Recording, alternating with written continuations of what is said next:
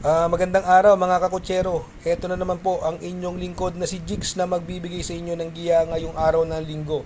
Ngayon po ay Enero 12, no? At meron po tayong 7 magagandang karera. Ang start time po natin ay alas 2 ng hapon. Itong aking giya po, uulitin ko po sa inyo ay purely review and analysis ko lamang at wala pong halong information. Simula na po natin. Race number 1 kung saan po magsisimula ang winner take all. 3-year-old and above maiden race. Distance is 1,400 meters at dito po may 10 kalahok. Itong karera na po ito marami may panalo dito.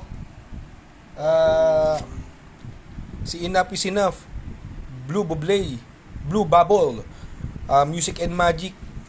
At yan sa tingin ko yan ang mga may panalo diyan. Itong last run ni Blue Bubble nasigundo po kay Coming Early yan, no? Maganda tinakbo nung nakaraan niya no? Ito naman si Music and Magic, ito yung nakipaglutsahan, no? Kay Tadius, no?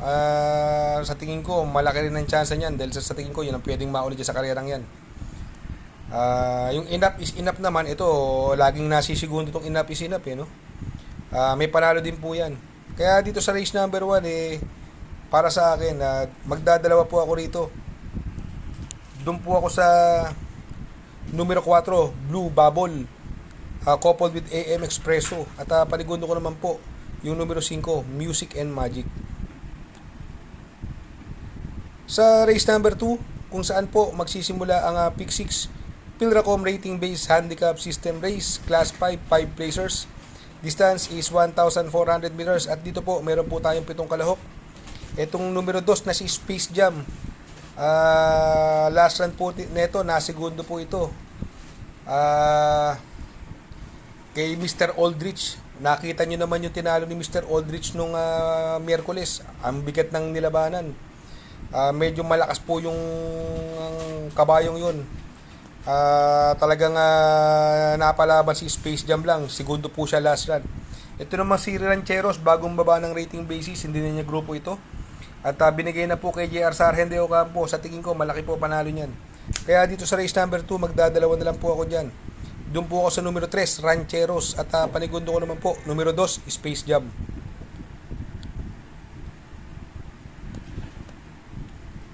Sa race number 3 kung saan po magsisimula ang Pick 5, Pilracom Rating Based Handicap System Race, Class 4, 16 to 21 split. Ang distansya po dito ay 7 oktabo or 1,400 meters. At dito po, meron po tayong 7 kalahok. Dito, ang grupo na to, no, si Beltuna, no, kung mapapansin natin, bumaba po ng laban ito. Sakay po ni Jomel Storke, no.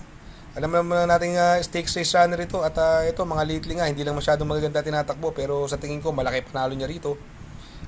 Si Kabum naman, binigay na po kay Joel Ciego, no. Tingin ko, bagay sa kanya to dahil bugbuging kabayo tong si Kabum. Ang tingin ko magdadala ng unahan dito si Captain Det at si Galloping Ghost.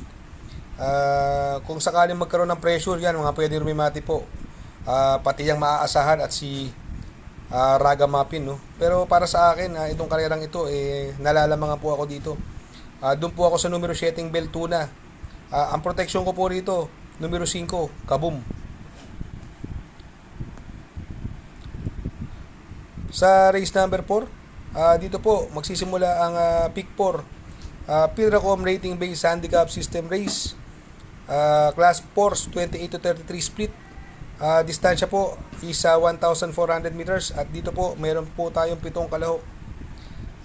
Dito po every sweat count, sa tingin ko lamang ito, no. Kung mapapansin natin, kaya niya Aaron ito. Kung sila Topstar lang, sila Dakota Elegance at Alibaba, although si Alibaba ang ganda po ng tinakbo niyan, impresibo po yung panalo niyan, nag-ulo 26 siya, kaya lang medyo malakas yung laban nito. At ito namang unending race, impresibo rin po ang panalo sa maiden race nito, nasakay ni Eminem Gonzalez. Malaki rin po ang panalo niyan. Itong karera na ito, ang magdadala ng unahan dyan, every sweat counts. Although last run every sweat counts, hindi siya natimbang doon dahil hindi siya nauna doon kila King James, no, at saka yung couple entry niya na si Mami Slab. Medyo naglutsahan sila ron at hindi siya tumimbang, pero dito sa tingin ko wala nang pauunahin to. Si Every Sweat Counts, kaya nalalamangan ako sa kanya rito. Ang tingin ko, pwedeng magbigay ng magandang laban. Since galing pa lang na maiden, baka mag-umento po ito. Yung numero 7, Unending Race, na sakay ni Eminem Gonzalez. Baka may buti itong kabayong ito. Kaya dito sa race number 4, magdadalawa po ako dyan.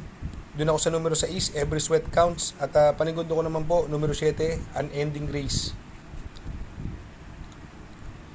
Sa race number 5, Pilracom Rating Based Handicap System Race, Class 6 to 10 split. Distansya is another 1,400 meters. At dito po, may siyam na kalahok. Dito po, mapapansin natin ang mga may panalo po dyan, no? Para sa akin, sarili kong opinion, yung Beautiful Day, Oktubre 14, sa tingin ko, wala nang mauuna dyan. Papatnubayan po ni Uno Hernandez sa si Oktubre 14, bagay na bagay sa kanya ito. Hindi na papopormahin itong mga kalaban dito. Itong si Ang Bigote, medyo magaganda rin ang mga prebang ng mga last run nito, no? Although puro biyahe or puro hindi lang pinagtutuunan ng pansin, magaganda po yung mga prueba ng tinatakbuhan niya. At ito naman si Bonnie Avenue, ito nung karera inayaw lang to at sakay na po ni Lester De Jesus. Itong karera na ito, sa tingin ko magdadalawa po ako dito, no? Dahil bagong baba po ito ng rating basis, yung numero 3 na Oktubre 14. At ang panigundo ko naman po dyan, yung numero 2, Beautiful Day.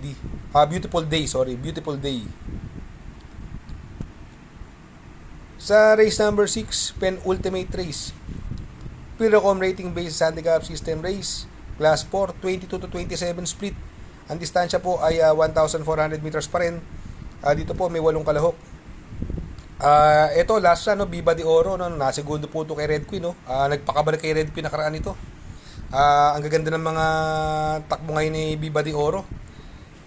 Sa tingin ko, itong horse to beat po dito. Ang pwede magdala ng unahan po dito si Real Equity. Mami's Love, medyo nagbawas ng konti sa hinete, no. From Malapira to NIU, no. Sa tingin ko, yan ang pwedeng magkaroon ng pressure dyan, Real Equity, Mami's Love. At itong Halaki Hilda, although na po punto, sakay ni Pamboy Ponce, baka pagpahirapan sila sa unahan. Itong Boss Lady naman, ito yung minamagaling nila dati, no? Although nakakalaban niya sila King James, no, sa malaking karera. Sakay ni El Blancapor, may panalo din po yan. At itong Batang Kangkalu na from King Flores, binigay na po kay JT Pabilik. Angkop po ang distansya ngayon, no? Baka makarimate. Dito sa tingin ko magtatatlo po ako dito, no? Doon po ako sa numero 2, Viva de Oro. Panigundo ko numero 5, Batang Kangkalu. At isasama ko pang pandiado, numero 1, Boss Lady.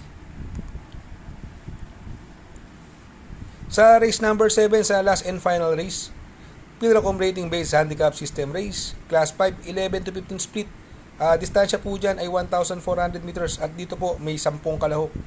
Ito kung maaalala nyo, no, naglaban na po ito, no, yung Flywheel at saka si Doña Chichay, no.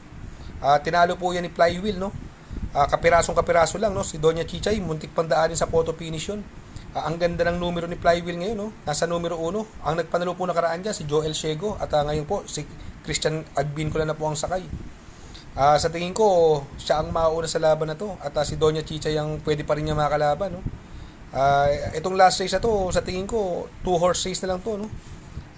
Siguro talagang tinadhana silang maglaban uli, no? Rematch po ito. Either Sweet Revenge or Suki, no? Kaya dito sa race number 7, magdadalawa po ako dyan.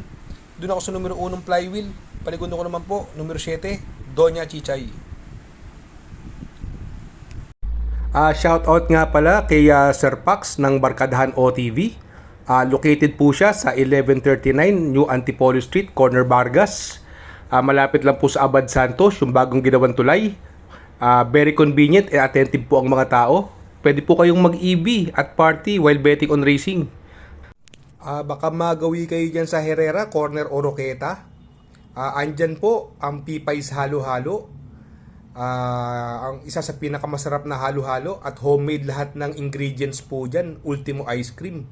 Tabi lang po yan ng Pares at tatapat po ng Kapihan.